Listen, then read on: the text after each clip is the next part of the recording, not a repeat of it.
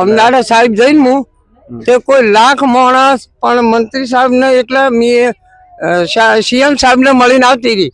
પણ સીએમ સાહેબ એમ કીધું કે તમે અત્યારે વેન જતો રહો, અત્યારે પબ્લિક બહુ છે, તમારું કાગળ નહીં સ્વીકારે. પછી આ વિધાનસભા પૂરી થઈ જાય એટલી કડા તો તમે કોઈ સમયવાદ કરશો કે નહીં કરી શકો?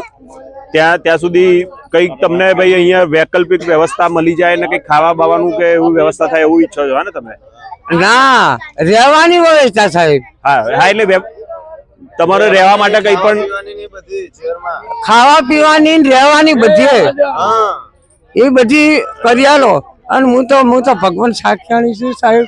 મારી વોચમાં મારી છાતી ભરી જાય છે રોવામાં, પણ ચમ કાઠી કરીને જઉં છું.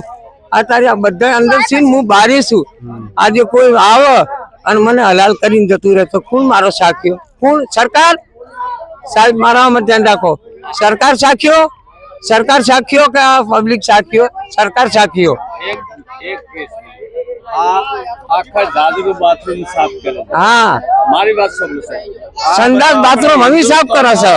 બાથરૂમ સાફ કરે છે, બધું કરે છે. અમે કરા બા સાહેબ. આ મેતર છે, અમે વાલ્મીક બધું સંડાસ બાથરૂમ સાફ કરે. એમની રોડ માથે નોકરી દીધા. અને અત્યારે અમારા આવી હાલત અમારી ના હોય ને રાજની ગોડી અંધારું ના હોય સાહેબ, આજે મેં શું કશું. સાફ સફાઈ એ જ કરે છે. હા, બધાનું એ કરે છે.